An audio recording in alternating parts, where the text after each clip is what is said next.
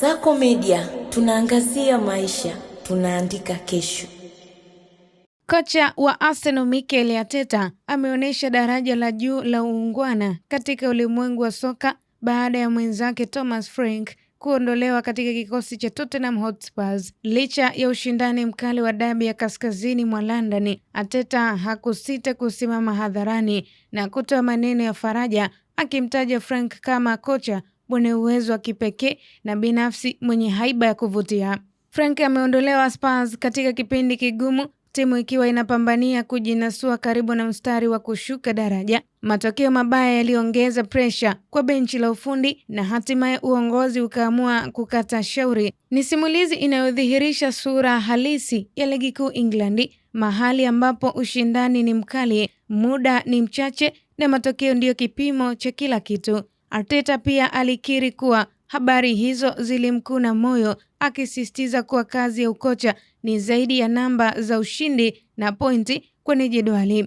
Ni kuhusu kujenga timu, kukuza wachezaji na kuweka misingi ya muda mrefu. Hata hivyo, alikubali kwamba wakati mwingine mpira wa miguu hauache nafasi kwa subra. Kuondoka kwa Frank kunakuja wakati ambako macho tayari yanaelekezwa kwenye dabi ijayo ya Februari 22, mechi iliyobeba historia na hisia nzito kwa mashabiki wa London. Spurs wanaweza kuingia dimbani wakiwa chini ya kocha wa muda au uso mpya kabisa, jambo linaloongeza ladha ya taharuki na kutotabirika katika pambano hilo. Arteta alieleza kuwa msimu huu umekuwa na mabadiliko mengi ya makocha, hali inayozifanya timu kubadili mbinu mara kwa mara. Kwa Arsenal, hii imekuwa somo la kujikita zaidi katika utambulisho wao wa uchezaji. Baada ya kujaribu kubahatisha kila mabadiliko ya upinzani, ni lazima tujue tunachokitaka sisi, alisisitiza kwa kujiamini. Katika kuzungumzia ushindani wa ligi, Arteta alionya kuwa hakuna timu iliyo salama,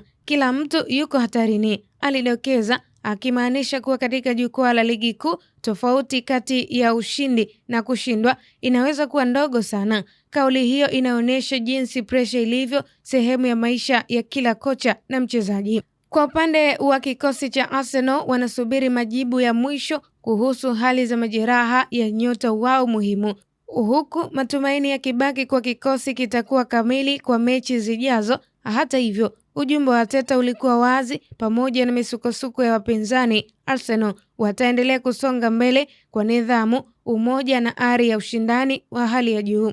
Nikusihi mtazamaji, kwa taarifa zaidi endelea kutufuatilia katika mitandao ya kijamii Instagram, Facebook na Twitter. Tufollow kama Kasako Media.